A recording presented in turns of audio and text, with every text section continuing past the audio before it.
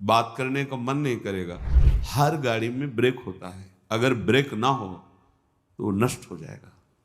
आपकी जीवन गाड़ी में संयम रूपी ब्रेक होनी चाहिए। आप ब्रेक को भूले हुए हैं, संयम रूपी ब्रेक ही नहीं है। जो मनाया बोल रहे, जो मनाया खा रहे, जो मनाया देखा है, जहां मनाया खड़े हैं, जैसा मनाया व्यवहार कर, नहीं, ये उपासक का लक्षण नहीं है। आप इस शरीर का राग पुष्ट कर रहे हो। शरीर का राग पुष्ट होगा तो वासनाओं की धूम मचेगी, वासनाओं के वशीभूत होकर आचरण करोगे, दुर्गति हो जाएगी। कुछ नहीं सुनाई देता, कुछ देखने की वो अलग दृश्य होता है। आपकी दृष्टि में अलग ही चल रहा है, अलग ऋतु चल रही है, अलग सौंदर्य चल रहा है, अलग बातें चल रही। खोए हुए हो आप, ये आनंद लेने के लिए आए हो, बहुत होश में।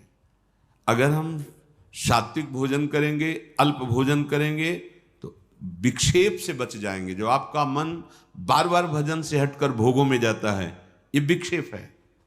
जो पूर्वकृत पापों से अंतःकरण मलिन है, वो क्षण में नष्ट हो जाएगा। आप एकाग्रचित होकर जो ही प्रियालाल के स्मरण, वो भस्म हो जाएगा, उसमें सामर्थ्य नहीं। ये विक्षेप बहुत घातक है। बार बार वृत्ति नाम में लगा और भाग करके संसार में जा रही, रजोगुण तमोगुण आहार, ये रसेंद्री बहुत, जैसे दुग्ध है, खीर है, घृत है, पवित्र वस्तुएं हैं, पर ये मात्रा से अधिक ले लो तो तमोगुण पैदा कर देंगी। है सात्विक, तमोगुण पैदा कर देंगी। मात्रा में प्राण पोषण होता रहे, ये शरीर को अपना मैं मानकर रसेंद्री जिस स्वाद पूर्वक जो हम पाते हैं, ये भजन नहीं होने देता। बहुत बहुत ये अनुभव की बात है, क्योंकि जीवन इसी में गया है। अगर हमारा भोजन सात्विक हो, अल्प है, तो आप देखो पहले जैसे एकादशी रहते थे तो स्वाभाविक उस दिन ज्यादा भजन होता था थोड़ा। तो अगर हम रोज ऐसा अभ्यास कर लें, अल्प आहार करें, देखो शांत रहेगा चित्त, बात करने का मन नहीं करेगा। और जब अधिक भोजन, तो आप भोक्ता बन करके अधिक पा रहे हैं ना, यही तो आपके सब इंद्रियों को खुला छोड़ देगा। ये जो आपके इंद्रियों पर शासन करने का स्वभाव, हर गाड़ी में ब्रेक होता है, अगर ब्रेक ना हो तो वो नष्ट हो जाएगा। आपकी जीवन गाड़ी में संयम रूपी ब्रेक होनी चाहिए। हर इंद्री पर आपकी दृष्टि होनी चाहिए। इस समय किसका वेग है, जनेन्द्री का कि रसेंद्री का, नेत्रेंद्री का कि वाकेंद्री का, उदर का वेग है, किसका वेग है? हर समय सावधान, संयम रूपी ब्रेक बिल्कुल। जैसे कोई भी रास्ते पे चलता है ना, तो पैर भी ब्रेक में बिल्कुल सावधान, जरा तुरंत। आप ब्रेक को भूले हुए हैं, संयम रूपी ब्रेक ही नहीं है। जो मनाया बोल रहे, जो मनाया खा रहे, जो मनाया देखा है, जहां मनाया खड़े हैं, जैसा मनाया व्यवहार कर, नहीं, ये उपासक का लक्षण नहीं है बहुत जरूरी। पर भाई रोज सुन लो, पर मानोगे नहीं तो कोई फर्क। अल्पाहार करो, देखो कितना अच्छा लगता है। बढ़ रहा है, चर्बी बढ़ रही, पेट बढ़ रहा है, वजन बढ़ रहा है, भजन नहीं हो रहा है। आप कहते भजन नहीं हो रहा, क्यों नहीं हो रहा है भजन? आप गृहस्थ हैं, बहुत मेहनत करते हैं, आपका ठीक है, जितना समय भजन में मन लगे, बीच बीच में नाम स्मरण किया, समर्पित कर दिया, सारे सेवा कार्य भी, वो भी भजन हो गया। समझिए, इन्हीं के राग के त्याग को वैराग्य कहते हैं, और वैरागी ही अनुरागी होता है। जगते हुए फिरे वैरागी, वृंदावन रस में अनुरागी। जब तक ये जग का मतलब हम बाहर देखने लगते हैं, यही है जग, इससे राग छोड़ो, सबसे छूट जाएगा। मूल यही है, इंद्रियों के राग, मन के राग, शरीर के राग, इसको समझो, अध्यात्म को समझो। भूल मत करो, भूल मत करो। इसको सजाने का मतलब है बंधन दृढ़ कर रहे हो, समझो।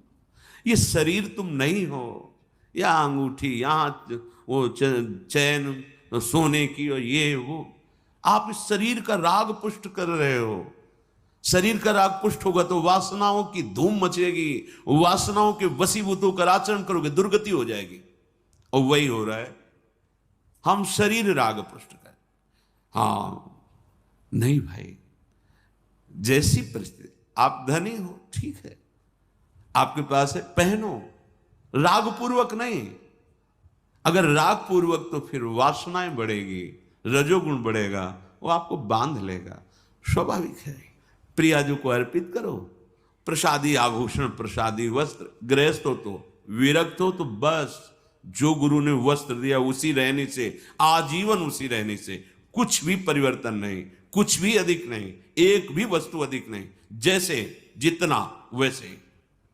विरक्त होने के बाद शरीर का श्रृंगार नहीं, ये शरीर का श्रृंगार नहीं है, ये दासत्व है। वृंदावन की रज और स्वामिनी का प्रसादी चंदन और गुरु परंपरागत तिलक की आकृति, ये हमारे शरीर का श्रृंगार नहीं है, ये हमारी स्वामिनी जी के दासत्व का स्वरूप है। लेकिन किसी भी तरह से शरीर को श्रृंगारित करना, राग को पुष्ट करना है। श्रीपाद कह रहे अप शुष्क फलादि भक्षयन, रूखा सूखा फल अन्न जो मिल जाए, भक्षयन प्राण पोषण के लिए डाल लो, उस पे बुद्धि अपने जहां सुनते हैं ना, क्या है आज खीर, आज ये, आज वो वस्तु, तो पहले आपका चिंतन बना, संभालना, चिंतन बना रागात्मक। अच्छा आप एकाग्र हुए, हर्षित हुए, गए, वो वस्तु तो बाद में सेवन करेंगे, वृत्ति तो पहले आपने खराब कर ली। आपको सुनकर हर्ष नहीं होना चाहिए। अगर भगवत प्राप्ति करनी है तो प्रियाजू का प्रसाद है, बस इतनी बुद्धि रखनी। वो क्या क्या है ये मुझे नहीं देखना है, प्रियाजू का प्रसाद है, वो जैसा भी हो, वो हमारी लाल। प्रसादम स्वामिन्या स्वकरदत्तम प्रणयता। श्री स्वामिनी जी ने प्रेम पूर्वक कृपा करके हमें जो स्वाद पाते हुए अब प्रसाद दिया, हम उससे पाते हैं, उससे अपने प्राणों का पोषण करते हैं। नाम वाणी से स्वरूप का पोषण होता है और प्रगट प्रसाद से देह का पोषण हो रहा है। अगर हम नाम वाणी में चित्त नहीं दिया तो शरीर पोषण को भी संभाल नहीं पाएंगे। पक्की बात समझो। अगर हम नाम वाणी, तो फिर नाम वाणी से विस्मृत है तो ये अनुभव की बात कहते हैं। प्रसाद पाते हुए भी आपका संयम नहीं रहेगा। नाम वाणी सेवक शरण सदा रहे, अनत नहीं विश्राम, कै वाणी हरिवंश की, कै हरिवंश। या तो भगवत लीला भरे पद गुनगुना रहे हैं, नाम मंत्र चल रहा है, स्वरूप का पोषण। अगर स्वरूप का विस्मरण तो देह भाव में विचरते हुए फिर बात नहीं बनेगी। प्रभु का प्रसाद देह पोषण और नाम वाणी स्वरूप पोषण, ये बैठा लो अपने हृदय में। अगर आप स्वाद बुद्धि से भोक्ता बन करके पाओगे तो नाम वाणी चला ही नहीं सकते। किसी भी इंद्री को बढ़ावा देना अपने भजन को नष्ट कर देना है। आप प्रार्थना है, थोड़ा समझिए, आप शरीर नहीं हैं, आप इंद्रिय के द्वारा भोगे हुई वस्तुओं के भोक्ता नहीं हैं। आप स्वरूप में स्वयं अखंडानंद हैं, स्वयं भगवदानंद हैं। आप अपने आनंद को भूलकर जो शरीर भाव से विषयों में विचर रहे हो, कभी आनंद का अनुभव नहीं होगा। आप लौटोगे तो देखेंगे आपके अंदर कोई इच्छा ही नहीं रह जाएगी, इतना अंदर आनंद भरा हुआ है। आनंद समुद्र हो तुम, कैसे समझाएं। पानी में मीन पियासी, मुँह सुन सुन आवे हासी, महापुरुष जन कहते। पानी में मीन पियासी, मुँह सुन सुन आवे हासी। अरे आनंद सिंधु के मध्य में वास करने वाले आनंद सिंधु, तो इन बिंदुओं से, ओस कणों से अपनी प्यास बुझाना चाहता है। हंसी की बात है, तू आनंद समुद्र में है, आनंद सिंधु मध्य तो वासा, और मर कहा रहा है, ओस कणों से प्यास बुझाना चाहता है। रसेंद्र को संभालिए, बार बार प्रार्थना है, नहीं पछताओगे। ऐसे दिन कटते चले जाएंगे, ऐसे दिन। जब भजन में मन लगता है ना, तो सब कुछ व्यर्थ लगता है। आप जिस कार्य के लिए निकले हो, या जिस कार्य के लिए आप वृंदावन वास कर रहे हो, या सत्संग सुन रहे हो, आपकी कितनी तन्मयता है। आप देखते हो अपनी वृत्ति को कहाँ है, कितनी देर मंत्राकार रहती, कितनी देर प्रभु में रहती, कितनी देर विषयों का चिंतन करती। देखो आप अंदर, वही बहिर्मुख बने प्रपंचा आसक्त। कैसे कैसे उस परमानंद का अनुभव करो। हम कहते जो गृहस्थ में है, थोड़ा नाम जप कर रहे हैं, वो अपने गृहस्थ कार्य को भगवत समर्पित कर रहे हैं, ठीक है। आपके लिए तो 24 घंटे प्रभु ने केवल भजन के लिए दिया है। जो वृंदावन वास कर रहे हैं, वैराग्य भाव से रह रहे हैं, 24 घंटे भजन के लिए, प्रमाद के लिए तो कोई 1 मिनट भी आपके लिए नहीं है। अब आपको क्या चिंता है? ना आपको शरीर पोषण की चिंता है, ना आपको, सब प्रियाजू के चरणों में अर्पित कर दिया। तो अब 1 मिनट भी भजन छोड़ना ये आपके लिए बहुत हानिकारक है। किसके लिए? अच्छा खा लिया, प्रमाद युक्त होकर पड़े हो, जिसे तुम अच्छा समझते हो अच्छा नहीं है, वो सब मल बन जाएगा।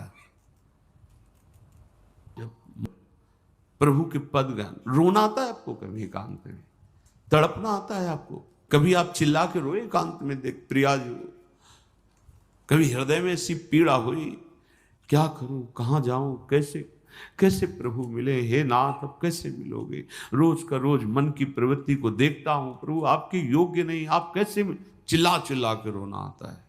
क्या करूं, कहां जाऊं, वो अंदर पता नहीं कब छूट जाए, प्रभु आपका दर्शन नहीं हुआ, अभी कोई स्थिति प्राप्त नहीं हुई, अभी निरंतर मंत्र नहीं चल रहा। ये कभी आप विचार करते हैं? कभी आप इस स्थिति को झांकते हैं? रोज प्रवचन हो रहा, टाइम से सुन लिया, रोज अपनी दिनचर्या खाया पिया, बस आप देखो तो आपके अंदर क्या चल रहा है। ये कोई ऐसा थोड़ी कि भाई ड्यूटी है, बोल दिया और तुमने सुन लिया, ऐसा नहीं है। हम एक अध्यात्म के पथिक है, हमें अपनी स्थितियां देखनी है। जो मन बुद्धि में इंद्रियों में कुछ गलतियां हैं उनको अपनी दृष्टि पे रखना है। हमारे में दूर करने का बल नहीं लग रहा तो हम अपने आराध्य देव से प्रार्थना करते हैं। हम मंत्र जब और बढ़ाते हैं, नाम जब और बढ़ाते हैं, और उन गलतियों को बिल्कुल बिल्कुल रोकते हैं, उनको नष्ट करते हैं। क्योंकि यही है नाम जब, मंत्र जब से आप देख लेना, आप जो चाहेंगे वो हो जाएगा। और मंत्र जब का प्रभाव तो होता है कि चाहे खत्म हो जाती है, आप देखो तो करके। पर वो मंत्र जप करने के लिए, भजन करने के लिए, अध्यात्म में आगे बढ़ने के लिए इंद्रियों का संयम जरूरी है, जरूरी। हमने महापुरुषों को देखा है, संग हुआ है, बड़े ही विरक्त महापुरुष, तो प्रयाग में भी थे साथ कुछ समय। अब जैसे वहाँ तो भंडारा है प्रयाग में, तो जब कुंभ लगता है तो सब, तो किसी भी जैसे साथ थे, एक खप्पर रखते थे, नारायण बोले पंगत में बैठ करके पा लीजिए, बोले हमारा स्वभाव नहीं, आपको देना है तो इसे दे दीजिए। बड़े ही विरक्त महापुरुष, ऐसा लगता था हम साक्षात ब्रह्म के साथ हैं। हाँ, सामने पदार्थ लाए, ये नहीं, ये, और इतना जितना लिया, और गंगा किनारे बैठ करके ब्रह्मार्पणम ब्रह्म हवेद। हाँ, सामने पदार्थ लाए, हाँ ये नहीं, ये, और इतना जितना लिया, और गंगा किनारे बैठ करके ब्रह्मार्पणम ब्रह्म हवेद। शांत, रात दिन अपने चिंतन में, कहीं कोई प्रपंच का भान नहीं। अब समय भी नहीं रह गया विचरण वाला, क्योंकि युग धर्म का प्रभाव होता है। अब जैसे आप जवान साधक हो, आप विचरण नहीं कर सकते, अमंगल हो जाएगा। अब वो ना मना स्थिति ऐसी है और ना समाज स्थिति ऐसी है। संत को देखते ही भगवत भाव से, अब तो संशय वृत्ति से देखा जा सकता है। तो भगवान ने कृपा करके धाम और तीर्थों में, पुरियों में वास दे दिया। अब हमारा क्या कर्तव्य है? एक क्षण भी प्रभु का विस्मरण ना हो। हमें जगत मंगल के लिए कुछ और करने की जरूरत नहीं है। आप जितना भजन करेंगे तो रोम रोम से आपके ऐसे परमाणु प्रकट होंगे, जगत मंगल स्वतः होने लगेगा, स्वतः होने लगेगा। पर आप रुकिए अपने, जैसे हम मार्ग में चलते हैं, हर समय वृक्ष पर ध्यान रहता है कि अगर वृक्ष, तो फिर हम वृक्ष पर ध्यान ही नहीं दे रहे। देखो ना, संयम रूपी वृक्ष पर ध्यान दे रहे, जो मना है सो बात करते चले जा रहे हैं। लग रहा है नाम नहीं चल रहा, नहीं, आप ऐसे कैसे बात कर सकते हैं? वो आकृति अलग होती है, नाम चल रहा है, बात कर रहा है तो उसकी एक अलग दृष्टि होती है, आंतरिक दृष्टि, वो नेत्रों में झलकती कि वो यहाँ बात कर रहा है लेकिन पूरा नहीं है। अर्थ पर दृष्टि बहुत धोखा कर देती माया, बहुत धोखा। बार बार प्रार्थना करके कहते सावधान, माया का कार्य है भगवत विस्मरण करा करके राग पूर्वक बांधना, वस्तु में, व्यक्ति में, स्थान में। नहीं भाई नहीं, होश में। अगर हमारा ये अचला 1 वर्ष चलता है तो हमें दूसरा लेने की जरूरत नहीं। ओढ़ना ही तो ना, हमारा वस्त्र जितना प्रयोग में आता है उतना बस। जब तक भगवदाकार वृत्ति नहीं हो जाती तब तक यह सिद्धांत अपने में नहीं लागू करना चाहिए कि महलों में रखे चाहे झोपड़ी में वास दे। आप फेल हो जाएंगे, क्योंकि आपका राग नष्ट नहीं हुआ। ये सिद्धों की स्थिति है, महलों में राखो चाहे झोपड़ी में वास दो। दत्तात्रेय जी महाराज कहते हैं, कभी कभी मैं राजमहलों में सुंदर पलंगों पर सुंदर नाना प्रकार के भोग सामग्री पाते हुए वहां पड़ा रहता हूं, तो कभी स्मशान में और कभी फुटपाथ में धूल धूसरी। ये स्थिति नहीं है। कभी बड़े बड़े राजाओं के द्वारा पूजित होता हूं, कभी जो मूढ़ पुरुष उनके द्वारा अपमानित होता रहता हूं, कोई फर्क नहीं। अपनी स्थिति नहीं है, ये सिद्धों की स्थिति है। महलों में राखो चाहे झोपड़ी में वास दो। अपनी स्थिति अभी राग युक्त है, हमको बचना है।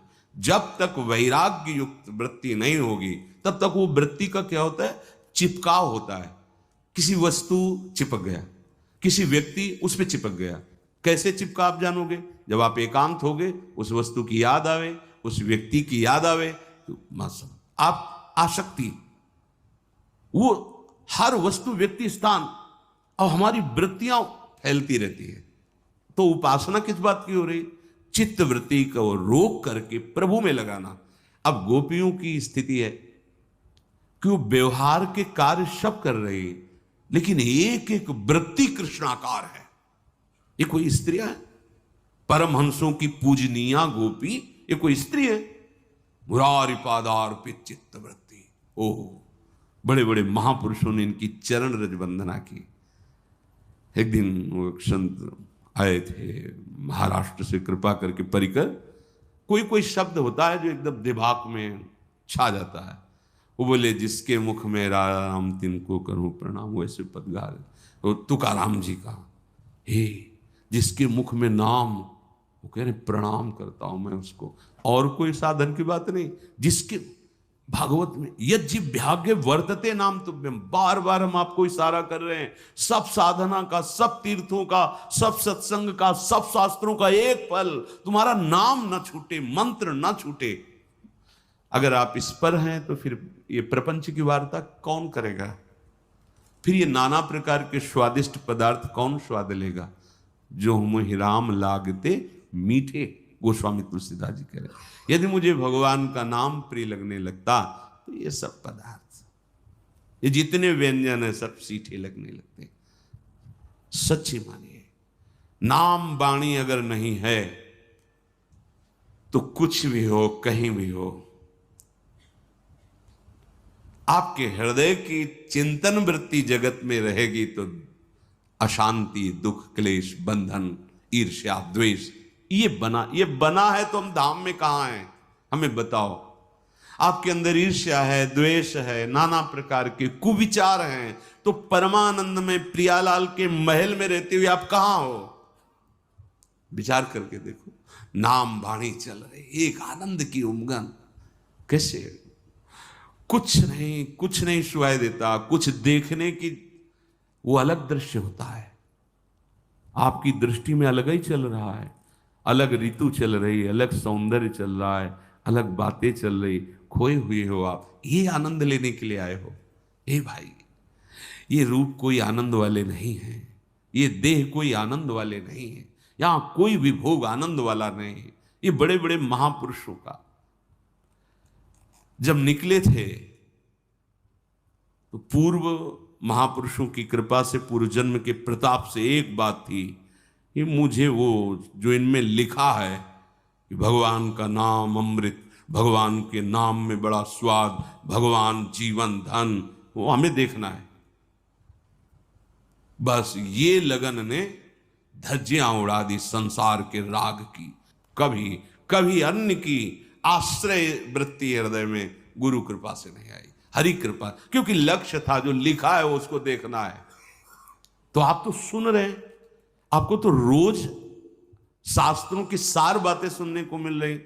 अलग अलग ग्रंथों में तुम्हें पढ़ने की जरूरत नहीं, सब यही सुनने को मिल रहा है। रोज सत्संग हो रहा है, रोज आपको भगवत सेवा के दिनचर्या में मन लगाना ही पड़ेगा, जबरदस्ती लगाना पड़ेगा। कितना बढ़िया है। जहां खोज की जाती कि कोई मुझे ऐसा मिले, सतमार्ग क्या है बता दे, वहां तुम्हें सतमार्ग बताया जा रहा है। अगर अब चूक हो गई तो पता नहीं किस कल्प में, किस युग में ये पुनः ऐसा अवसर आएगा कि नहीं, ये भी नहीं कहा जा सकता। बार बार तो बनत नहीं, यह संजोगन हो, मानुष तन वृंदा विपिन रसखन संग भी। भजन के लिए हमें समय दे दिया। अंदर से जो चिंतन की बात हम तुम्हें बताते, प्रभु कृपा ना करे तो वृत्ति प्रभु में लगे ही ना। प्रभु कृपा ना करे तो एक मिनट के लिए भगवत मार्ग के लिए समय माया दे ही ना। देखो ना आंख खोलकर, अभागी जनों को सत्संग के लिए समय नहीं दिया जाता, अभागी जनों को भगवान नाम जपने के लिए समय नहीं दिया जाता, अभागी जनों को सतमार्ग में चलने वाला विवेक नहीं प्राप्त होता। अहो भाग्य, अब चूक मत करो। इस जन्म में मुझे प्रभु चाहिए, प्रभु साथ रहे, प्रभु स्मरण साथ रहे, बार बार जन्म मरणो इसकी कोई परवाह नहीं, पर ऐसी स्थिति हो जानी चाहिए प्रभु के सिवा कोई आश्रय, कोई राग नहीं। ये स्थिति चाहिए हमें। मोक्ष नहीं चाहिए हमें, बार बार जन्म हो तो भी कोई परेशानी नहीं, पर प्रभु के साथ हो, प्रभु की स्मृति में हो। हम बार बार वृंदावन में जन्मे और ऐसे महारानी जी का जस गावे तो हमें क्या परेशानी है? हमें कभी मोक्ष न मिले, हम सब बार बार जन्मे, ऐसे ही रोज श्री जी की जय जयकार हो, उनकी सेवा हो, नाम गुण कीर्तन हो, इससे बड़ा परम पद और क्या होगा? नहीं चाहिए मोक्ष, पर हमारी स्थिति, ये अंदर की स्थिति होनी चाहिए। अगर अंदर की स्थिति भोगों में है, राग द्वेष में है, तो आप वो फिर ना तो इधर समझ पा रहे हो ना इधर समझ पा रहे हो, बीच बीच में जीवन गंवाना ठीक नहीं है। गृहस्थी में जो है, भोगों में जो लगे हुए हैं, तो जगने का चांस है कि भाई सोए हैं कभी तो जगेंगे, जब जगेंगे तो होश आ जाएगा। लेकिन आप जग करके सोने का नाटक कर रहे हैं। अब आपके ऊपर क्या उपाय किया जाए? सोया हुआ पुरुष तो जगने का चांस है, लेकिन जगा हुआ पुरुष सोने का नाटक करे तो कैसे जगाया जा सकता है? इसलिए बहुत सावधान। अपि शुष्क फलादि भक्षयन क्षुधितो निर्झरवा विवम तृषा। भूख लगे तो रूखा सूखा जैसा सबसे उत्तम वृत्ति आकाश वृत्ति मानी गई है। शांत जहां है जैसे वो प्रभु भेजेगा। फिर द्वितीय माधुकरी वृत्ति विरक्त के लिए, फिर और वृत्तियां हैं। एकत्रित कर लिया 6 महीने साल भर उसको पाते रहे, ऐसे अलग अलग वृत्तियां हैं।